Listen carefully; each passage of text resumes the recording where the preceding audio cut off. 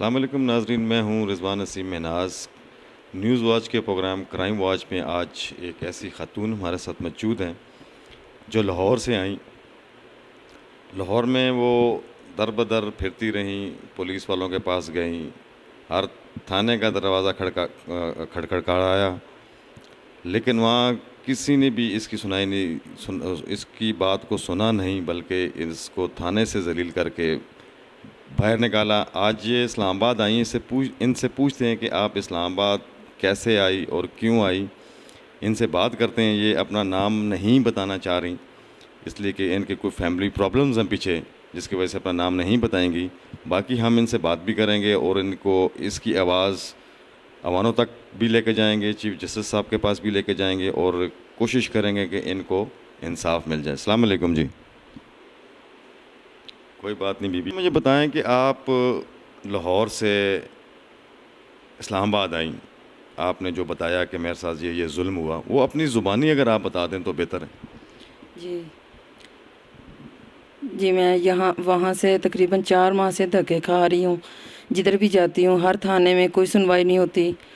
Time مطلب کہ وہ کہتے ہیں کہ اچھا آج کل 2-4 دن میں کام کرتے ہیں، کوئی ان کے خلاف FIR نہیں کاٹ رہا۔ وہ بہت اثر و رسوخ والے ہیں۔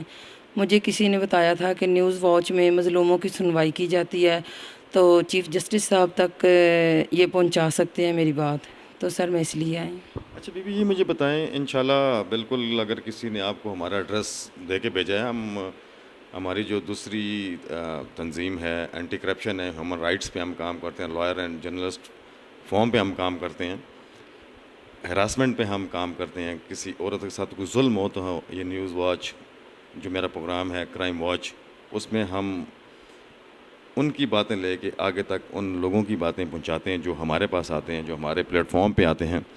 تو مسئلہ آپ کا کیا ہے؟ آپ کی کوئی شادی ہوئی ہے یا خاوند کے ساتھ کوئی آپ کا مسئلہ ہے یا بہن بھائیوں کے ساتھ کوئی مسئلہ ہے آپ کا؟ نہیں ہے، خاوند کے ساتھ مسئلہ ہے۔ انہوں نے مجھے ورگلا کے، مجھ سے جھوٹ بول کے، غلط بیانی کر کے مجھ سے شادی کی۔ ان کا جو ID کارڈ، مطلب جو میرا ID کارڈ ہے ان کے نام کا بنا ہوا ہے جی۔ میں نادرا آفس گئی تقریباً کچھ عرصہ پہلے، جب میں نے اپلیکیشن تھانے میں دی ہے۔ اچھا جی، مجھے پہلے بتائیں کہ آپ کی شادی کو کتنا عرصہ ہوا ہے؟ سر تقریباً 5 سال جی۔ تو مجھے ریسنٹلی پتہ چلا ہے کہ ان کی آلریڈی 4 شادیاں، میرے سمیت 5 شادیاں ہیں۔ تو اس بات کو لے کے میں نے تمام وہاں پہ تھانوں میں بولا کہ بھی یہ کیس بنتا ہے، انہوں نے مجھ سے جھوٹ بولا ہے، تو اس کی جو بھی سزا ہے ان کو دی جائے۔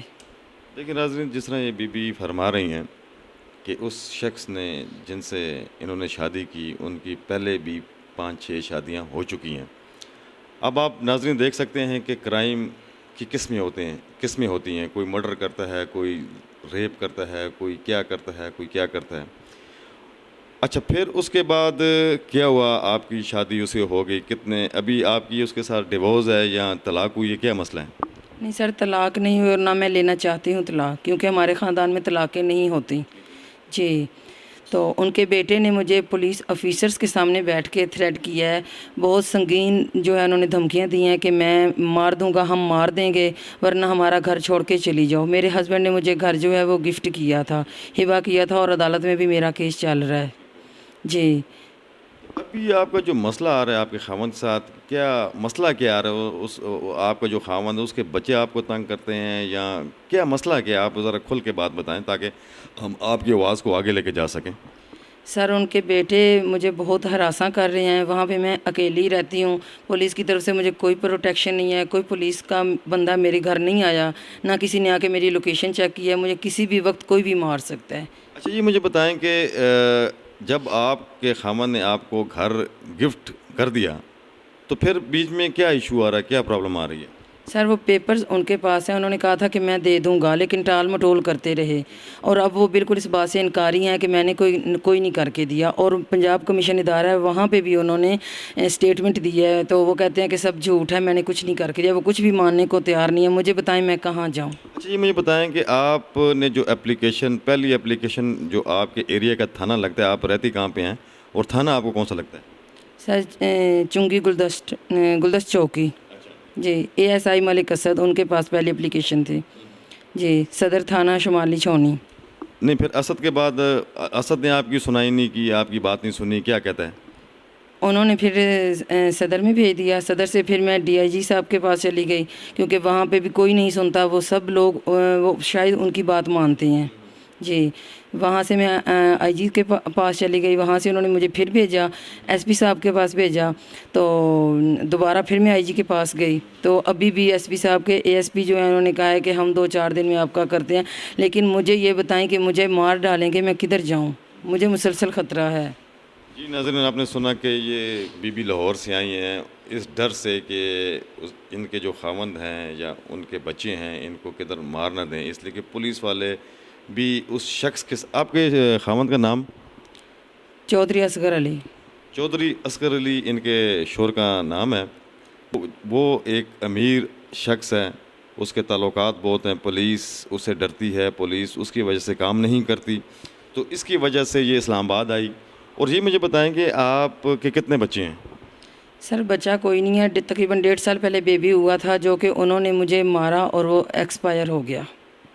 جی ناظرین، یہاں پہ چھوٹی سی بریک لیتے ہیں، بریک کے بعد ہم پھر بی بی سے بات کریں گے کہ ایکسپائر، انہوں نے کہا کہ جو بچہ ہے ایکسپائر ہو گیا، اس سلسلے میں ان سے بات کریں گے۔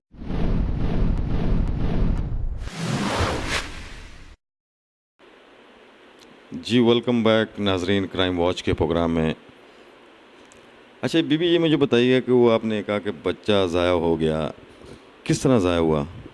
سر اس نے مجھے مارا تھا،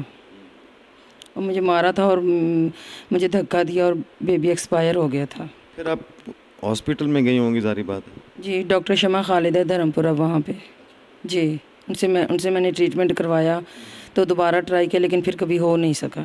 نہیں، اس میں پھر آپ نے اپلیکیشن دی کسی تھانے میں یا پھر کیا ہوا؟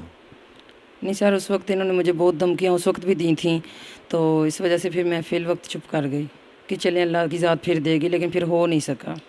اچھا یہ مجھے بتائیں کہ آپ کے پاس کوئی ایویڈنس، کوئی نکاح نامہ، کوئی اپلیکیشن جو آپ نے تھانوں میں دی ہو؟ جی سر۔ یہ ناظرین نکاح نامہ ہے چودھری اصغر صاحب، بلکہ اس پہ رنوا لکھا ہوا ہے، حالانکہ جب اس کا ریکارڈ نکالا گیا تو اس ریکارڈ میں اس کی 5-6 شادیاں شو ہو رہی تھیں۔ پھر جو اپلیکیشن آپ نے دی اس کا کیا کیا؟ آئی جی پنجاب کی اپلیکیشن، جی ٹھیک ہو گیا۔